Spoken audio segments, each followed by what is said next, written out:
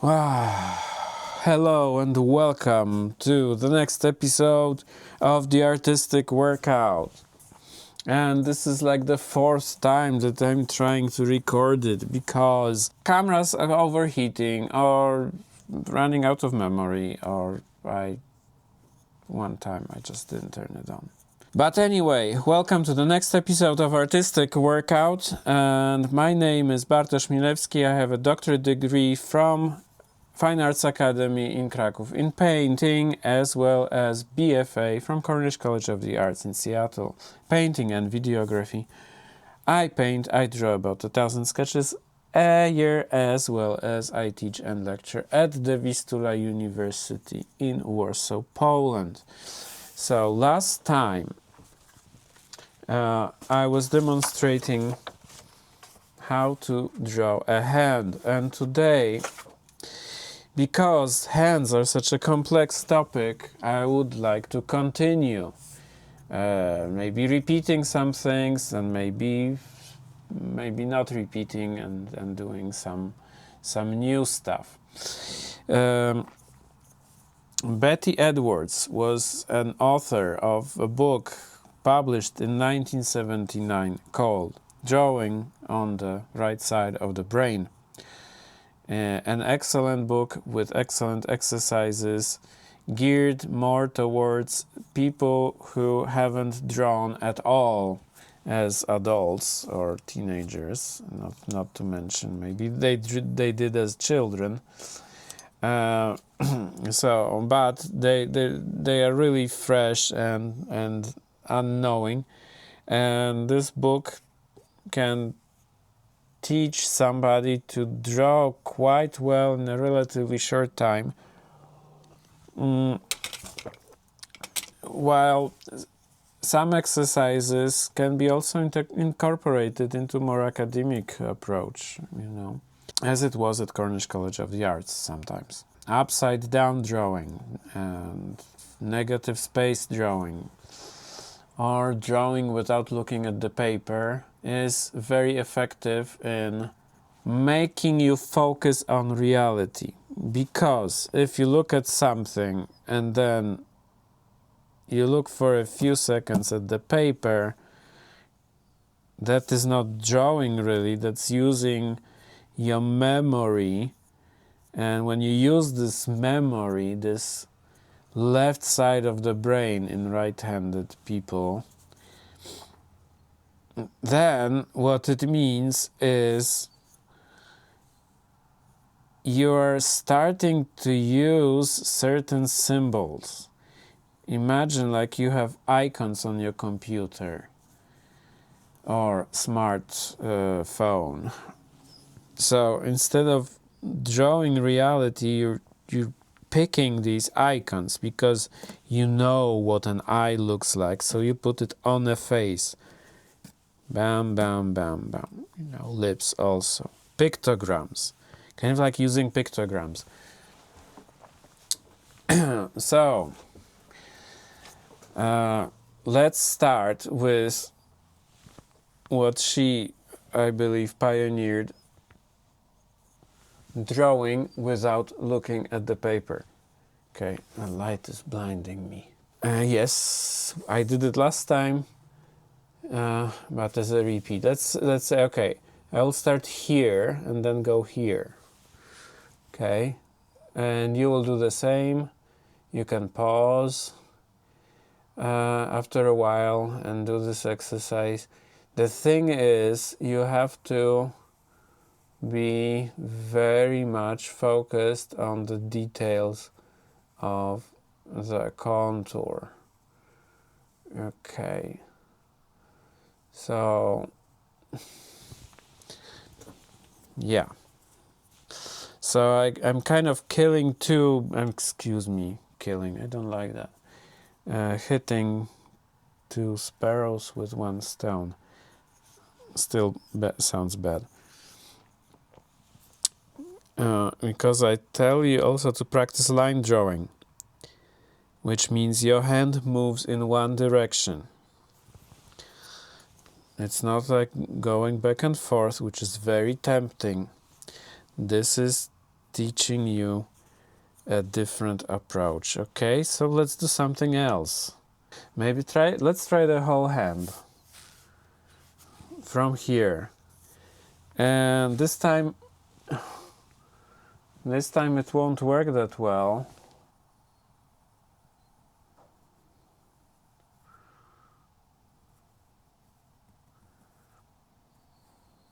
Because there will be issues with scale and alignment.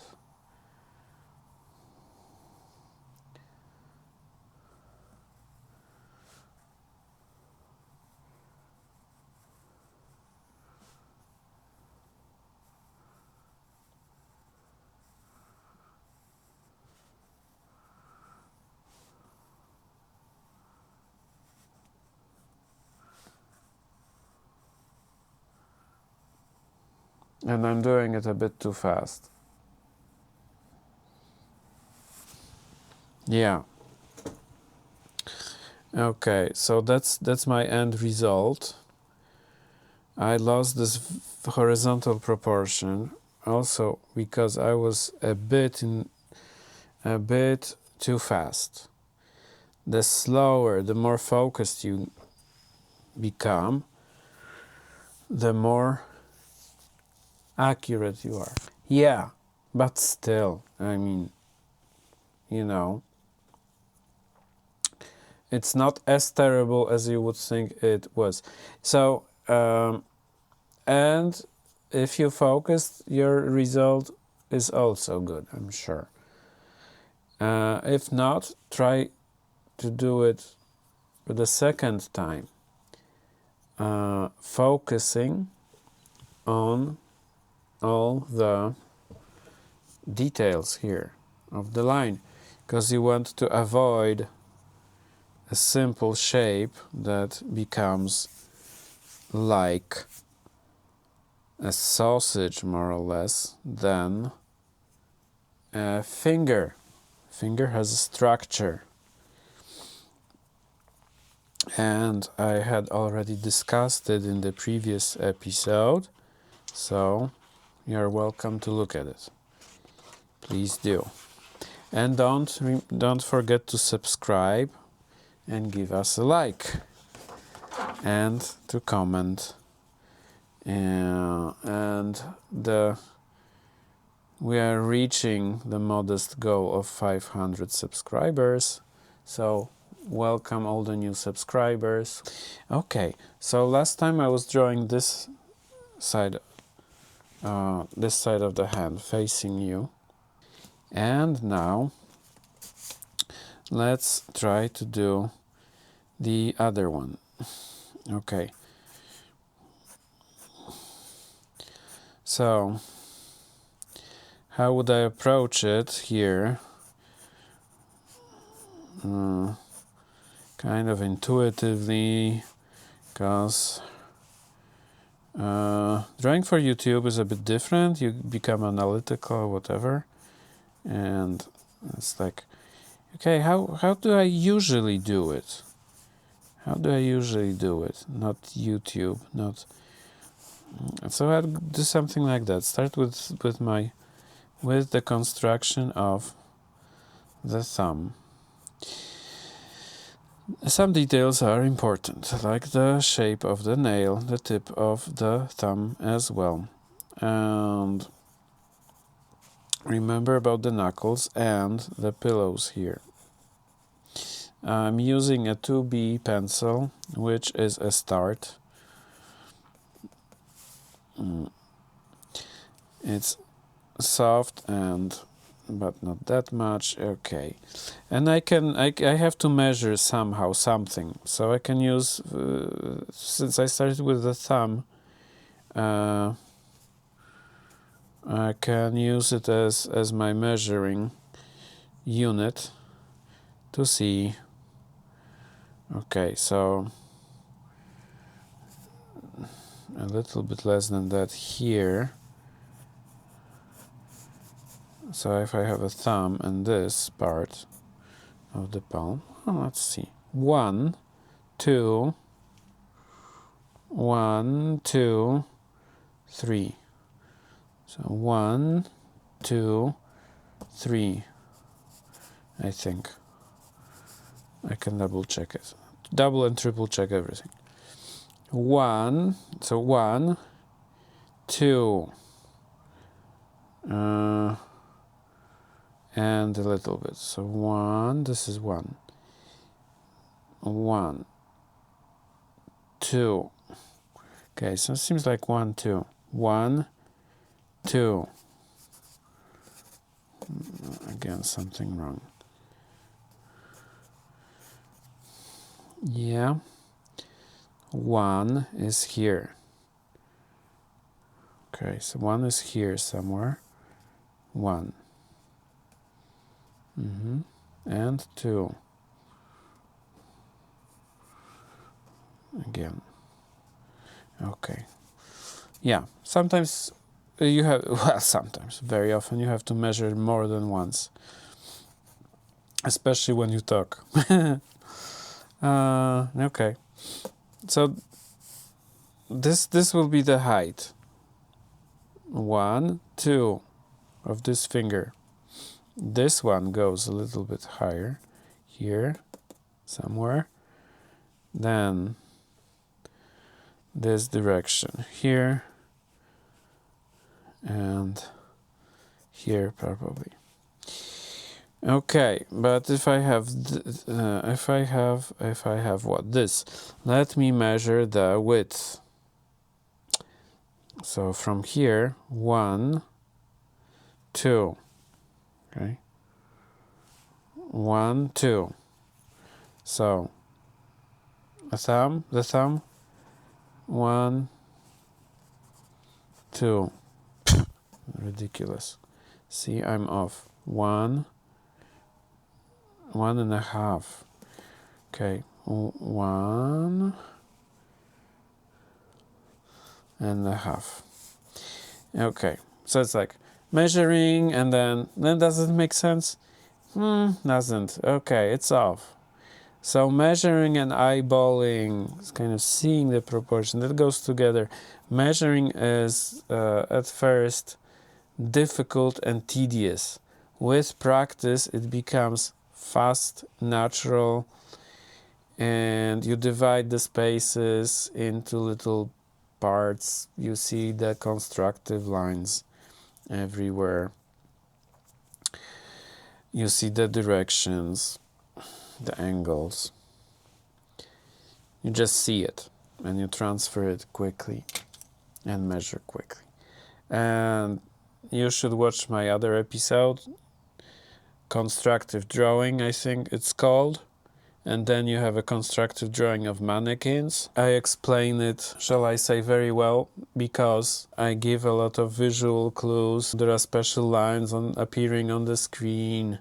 1.5. Okay, 1.5. But what happens here?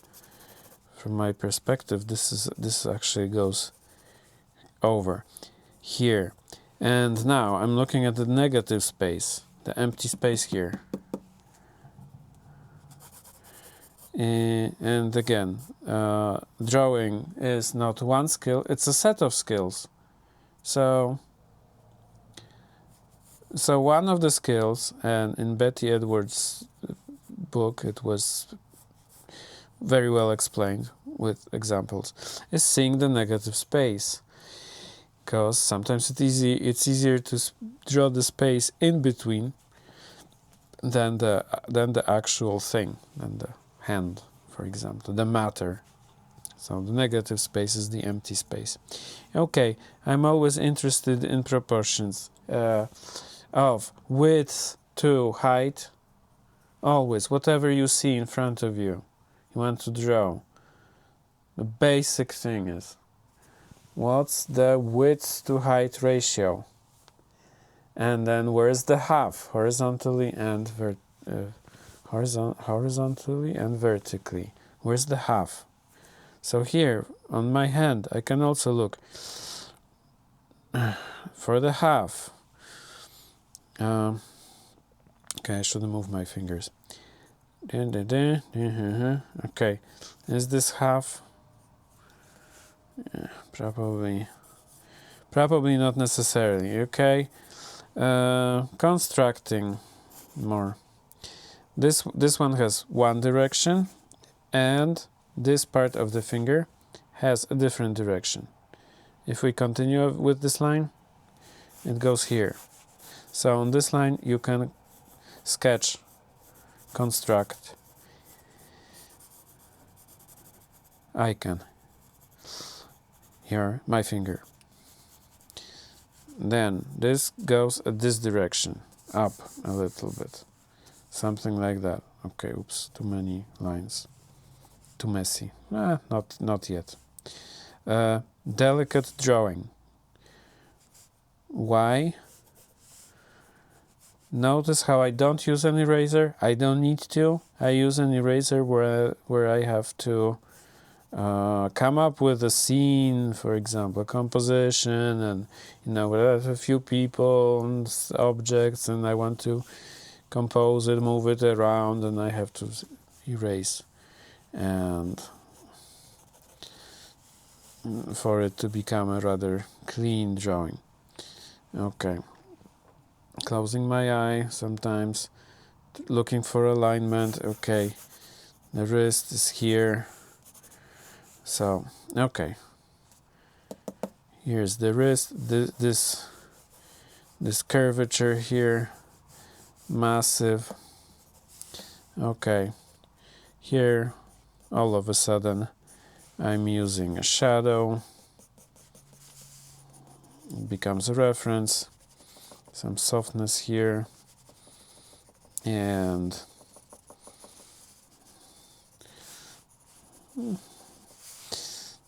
looking for darker values, just,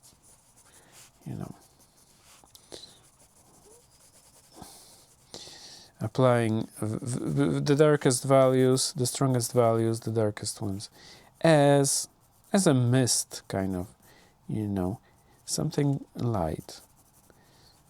I don't want to overdo my drawing. I don't want to use an eraser. I don't need to. And besides, if I make a mistake, I can still move the shadows a little bit. So again, I switched from one mode of drawing to another mode. So it was like constructive drawing. Now I'm sort of a value, using a value map of values. That was 2B or not to be. Now I can move to 6B, 4B. Well, I should be moving maybe with smaller increments. Depends on my style and my approach. Well, let's try. I can use 6B. What is it doing? Applying this darker value. Stronger value, darker value. But still, I'm still not overdoing it. I'm not, I'm looking for the darkest values and strategic ones. Okay, so there's a shadow. This one, for example, this is a shadow, a cast shadow. It's not a shadow that is not relevant for shape. Shadows that define the form are, as I was taught in Poland when I was in high school. I'm glad that I sharpened the pencil like that, so I can use that side of the pencil, the softness.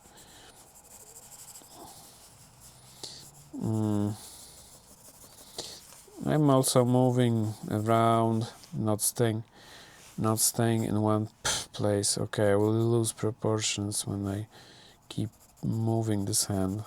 Okay, reflected light. So the shadow is here. You also have a bit of a value, but not as hard here.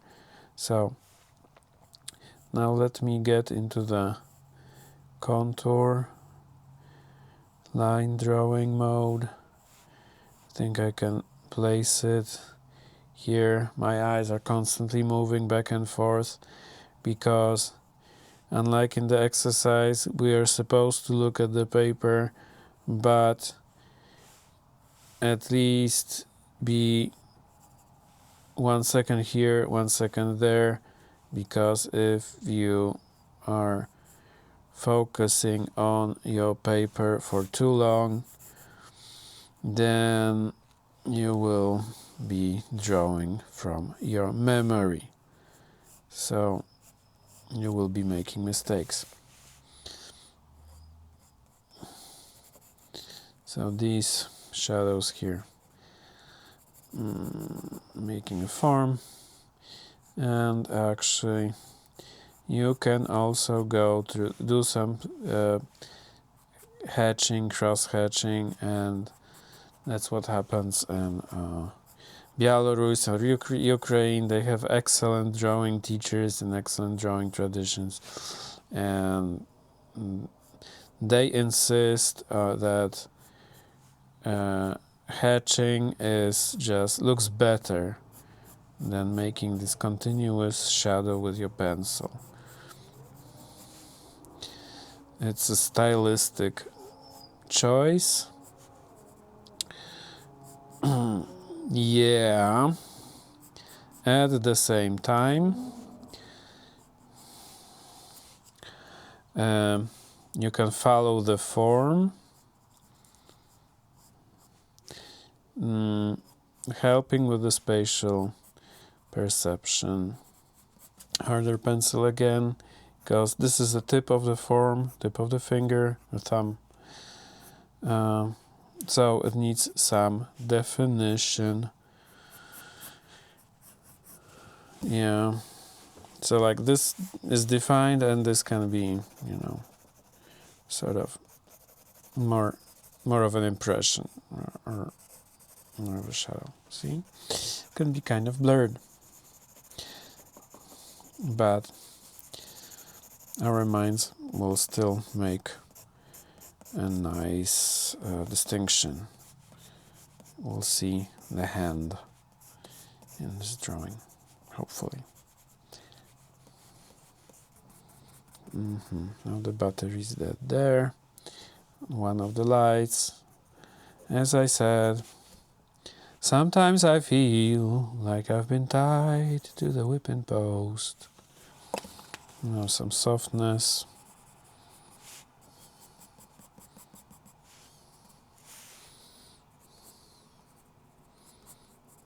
Some value here. Okay. Making that form, texture.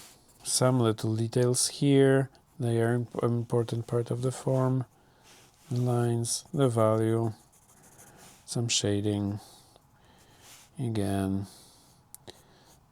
rounded, following the form, helping with the spatial perception. What if I have a B pencil and I have a mess. I have everything here. So I could go as low as, well, HB perhaps, or an H.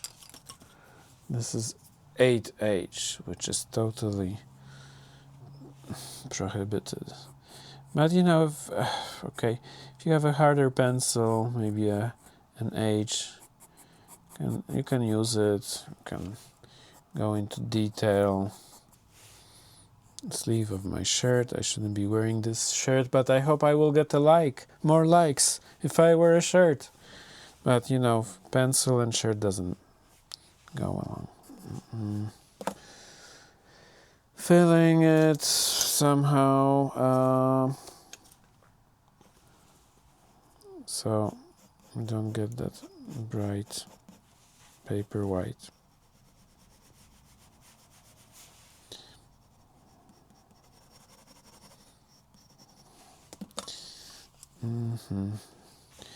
Okay, so here something should be going on here.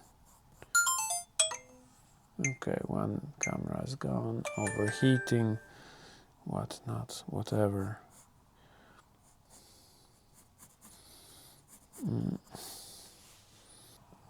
Okay, and the light is gone also,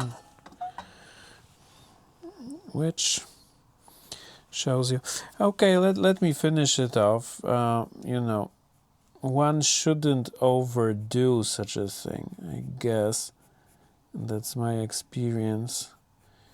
This drawing is not very practical because, you know, this hand is not holding anything. It's just a standalone hand. No, it's a good idea to finish a drawing off, like, you know, let's say.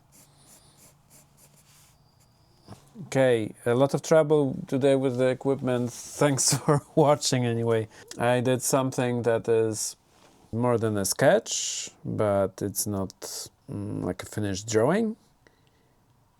And I'm wondering about how to do it next time. Maybe a time lapse of a longer one. Many hand drawings, choosing one. I'm working on the formula. Okay, I hope that it was somehow useful. So please comment if it's all right, you know, if you learned anything.